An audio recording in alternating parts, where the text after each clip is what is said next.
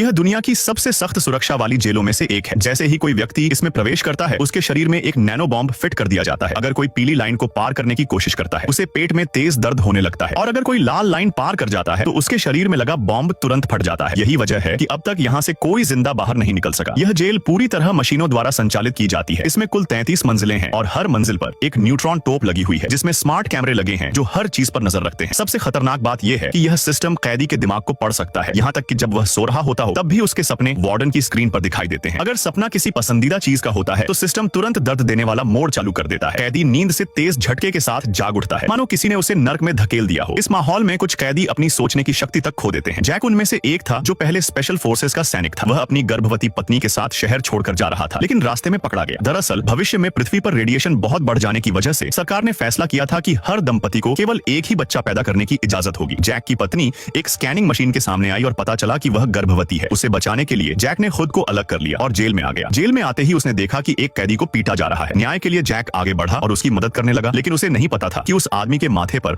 8 बिंदुओं वाला टैटू है जो केवल सबसे खतरनाक अपराधियों को दिया जाता है। वह आदमी बहुत ताकतवर था और जैक उसे हरा नहीं सका। शुक्र है कि कैमरे ने सब रिकॉर्ड कर लिया और अलार्म बज उठा। इसके बाद तीनों को लेजर बार वाली एक पिंजरे में बंद कर दिया गया। अगर थोड़ा भी हिले तो लेजर से जल जाए। सिस्टम ने पूछा कि झगड़ा किसने शुरू किया था, लेकिन कोई जवाब नहीं दे रहा था। तब जैक आगे बढ़ा और खुद को दोषी ठहराया। उसे वार्डन के ऑफिस ले जाया गया, जहां उसे पता चला कि उसकी पत्नी को भी किसी दूसरी जेल में रखा गया है। यह सुनकर जैक बेचैन हो गया और अपने साथी से पूछा कि महिलाओं को कहां रखा जाता है। ठीक उसी क्षण वही गुंडा पीछे से अचानक हमला कर उस पर टूट पड़ा और मारने लगा। वार्डन सब देख रहा था, लेकिन कुछ नहीं बोला, बल्कि उसने पुल हटा दिया ताकि लड़ाई और भड़क जाए। लेकिन जैक ने उसकी कमजोरी पकड़ ली और उसे हरा दिया। अब वह गुंडा पुल से लटक रहा था और वार्डन ने जैक से कहा कि उसे नीचे फेंक दो। जैक कुछ पल रुका, फिर उसे बचाने की कोशिश करने लगा। यह पहली बार था जब किसी ने वार्डन के आदेश का पालन नहीं किया। वार्डन गुस्से से आग बबूला हो गया और उस कैदी को मारने का ऑर्डर दिया। न्यूट्रॉन तोप से निकली गोली ने उसकी छाती को छलनी कर दिया। उसी पल जैक ने मौका देखकर पास पड़ा एक बॉम्ब छिपा लिया। इसके बाद वार्डन ने जैक को एक ऐसी मशीन से बांध दिया जो 360 डिग्री घूमती थी और उस पर लगातार 3 दिन तक प्रयोग किए गए। इसी बीच वार्डन ने जैक की पत्नी को अपने ऑफिस बुलाया, लेकिन उसने जैक को धोखा नहीं दिया, बल्कि वह जैक की मदद करने का रास्ता ढूंढने लगी। एक दिन उसने एनेस्थेटिक और शराब मिलाकर वार्डन को पिला दी। वार्डन ने फिर जैक के दिमाग को स्कैन किया और उसकी यादों में घुसने लगा। जैक ने सपने में खुद को बचपन में एक गड्ढे में फंसा देखा। फिर उसकी पत्नी गड्ढे के किनारे पर झुककर हाथ बढ़ाती है, लेकिन जैसे ही छोटा जैक उसका हाथ पकड़ता है, जैक हकीकत में जाग जाता है। उसे यकीन हो गया कि उसकी पत्नी अभी जिंदा है और यह उम्मीद उसके जीने का फिर से कारण बन गई। अब कैदी उस बॉम्ब को ध्यान से जांचने लगे जिसे जैक ने चुपके से उठा लिया था। इधर जैक की पत्नी ने वार्डन के कंप्यूटर से जेल का नक्शा निकाला और जॉन को दे दिया। उन्होंने लेजर स्कैनिंग के बीच से निकलने का रास्ता ढूंढ लिया, लेकिन बाहर निकलने का केवल एक ही रास्ता था और वह तब तक बेकार था जब तक शरीर में लगा बॉम्ब न निकाला जाए।